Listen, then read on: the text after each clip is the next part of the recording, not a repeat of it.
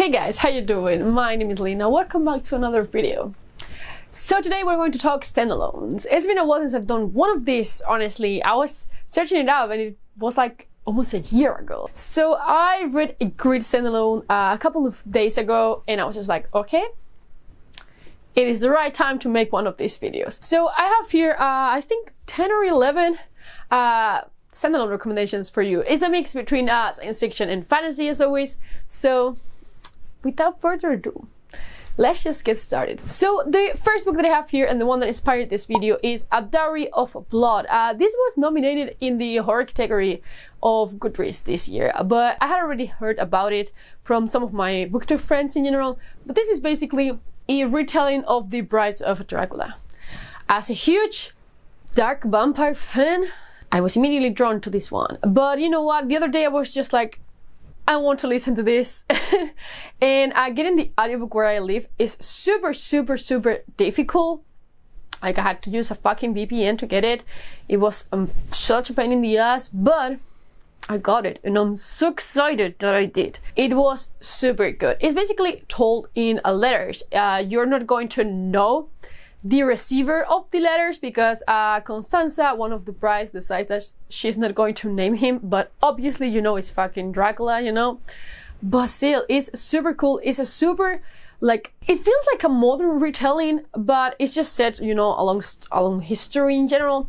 But I don't know, it's such a like good retelling in general. I'm not a huge fan of retellings by any means. I actually don't really like them, but this one I love. Also the letter aspect of it, I really liked it. But yeah, A Dowry of Blood was fantastic. A super cool horror fantasy standalone, so just read it. Just, you know, just do yourself a favor and just read this one. The next one I have also read quite recently is going to be a Lexicon. It's very different from the first one. This is mostly like a thriller type of science fiction book. Oh, dude, it was so good. If you like something in the same vein as Dark Matter and Blake Crouch in general, you're probably going to love this.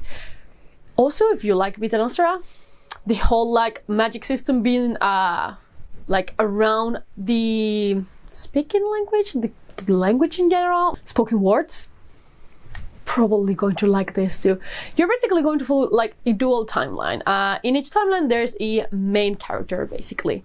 So you start the book with a guy being kind of assaulted in a bathroom and two other guys are trying to stuck a needle in his eye and they start asking really weird questions.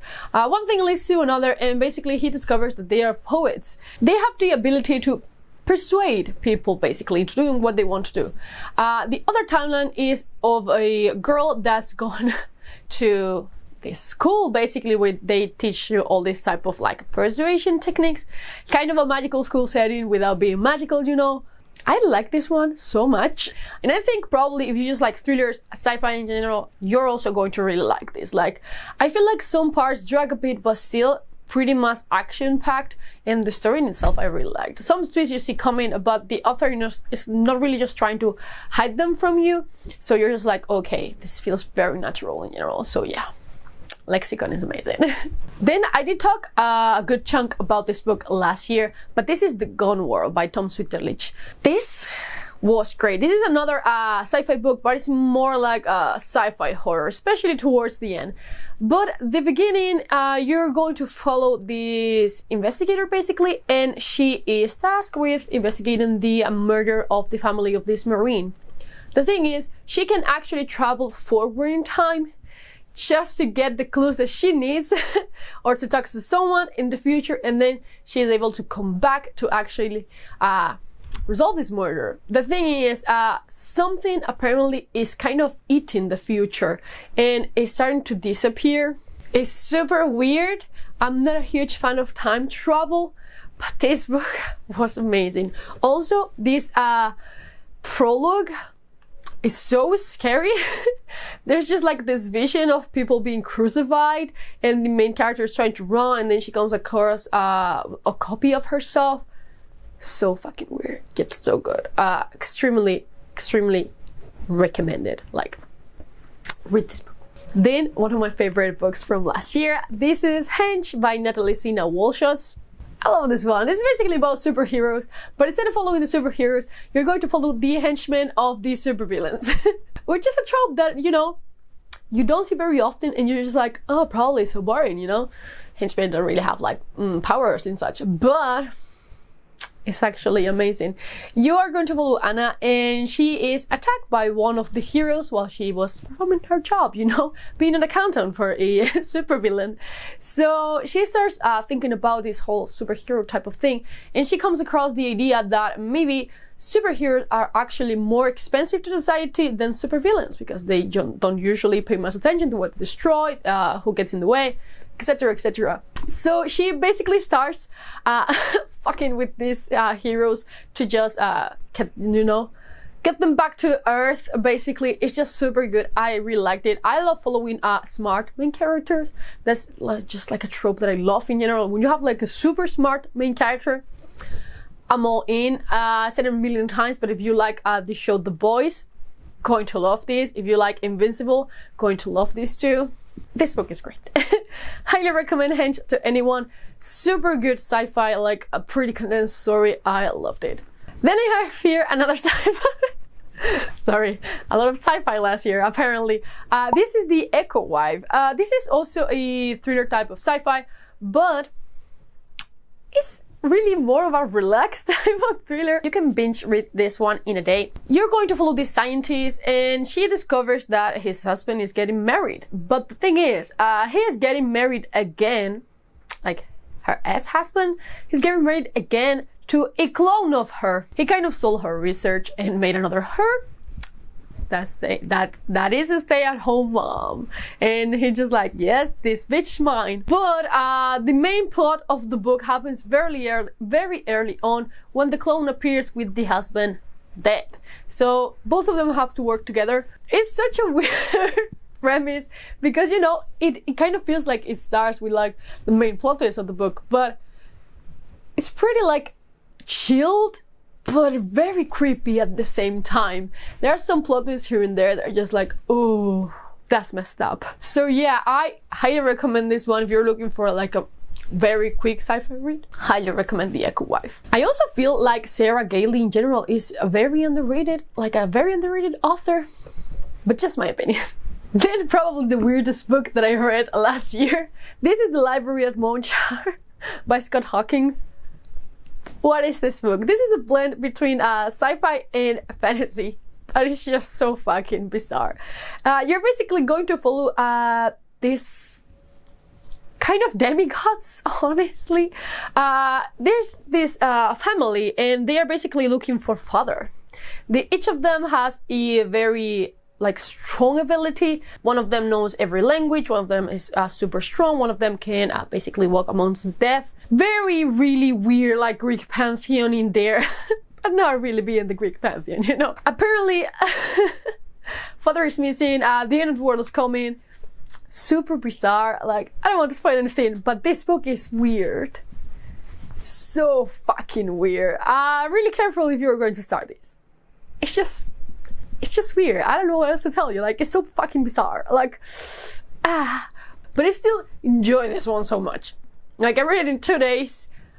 Pretty confused sometimes, but really liked it. I give it like almost 5 stars. It's good. It's good and weird, but it's really weird. Then again, one of my favorites from last year. This is The Fisherman, and this is a horror story, basically. It's mixed with a pinch of fantasy, but mostly a horror story. Dude, what a great book. What a great find. Thank you again, you know.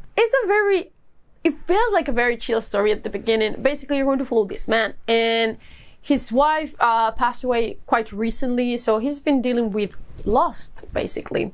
And he came across with this new hobby of his that is fishing.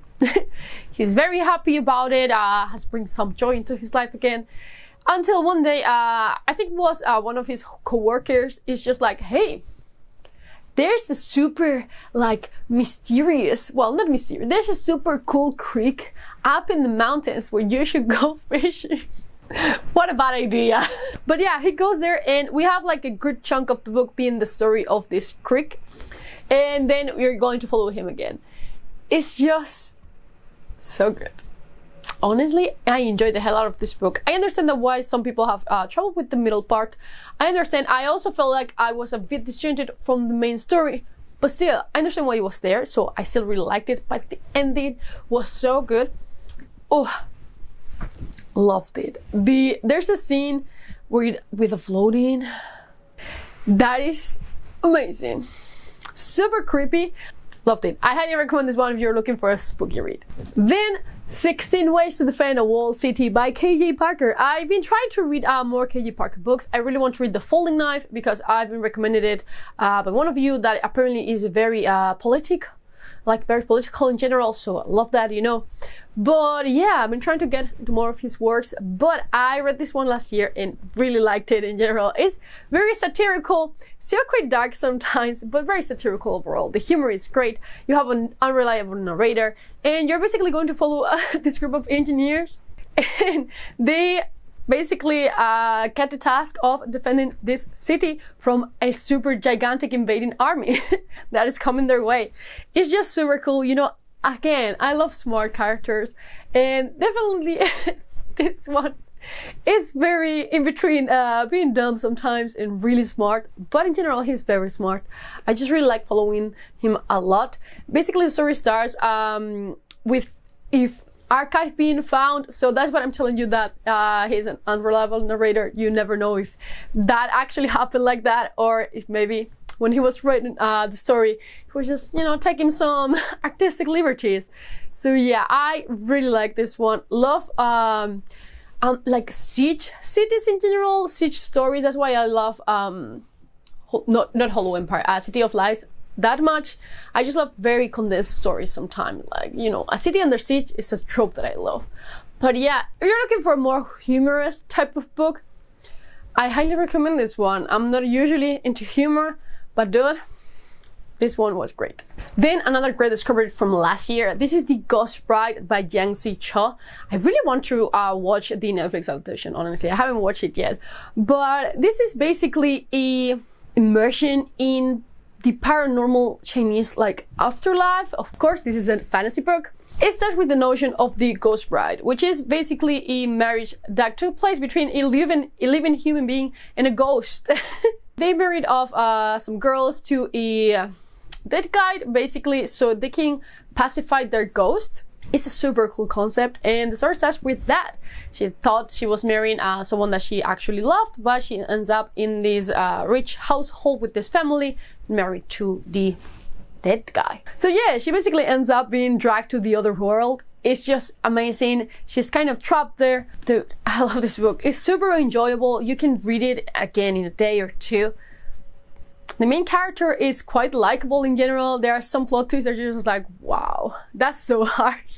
But yeah, in general, I actually really love this one. So I really hope that you try it. Then another great one. This is Small Favors by Erin A. Craig.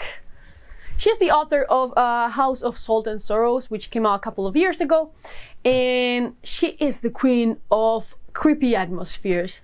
Honestly, I've never been like so creeped out with the book rather than hers. Like the coastal atmosphere in House of Salt and Sorrows was amazing. But this one, we're going to be set in like this very small village, and because some really weird things start appearing in the forest around this super small town, they are cut basically from the other towns nearby, so they have to spend like all this time in this kind of more confined space, and you're going to be following this same town during a whole year through the different seasons. Of the winter season was so creepy, so atmospheric. I loved it. I really loved House of Salt and Sorrows, but this one is great. It also has a love story that I pretty much hate romance in general. I actually quite enjoy, which is surprising. But yeah, Small Favors was amazing. If you're looking for creepy atmosphere, really mysterious people all around, and being a little bit scared at night, you're going to love Small Favors. Like, it's just great. Then I've talked about this one pretty recently, but again, the Maleficent 7 by by Cameron Johnson. This book is Amazing. So as I told you last time that I talked about this one, we're basically going to follow a general. She used to, you know, be the greatest villain in this world. And one day she just disappeared. The war was lost.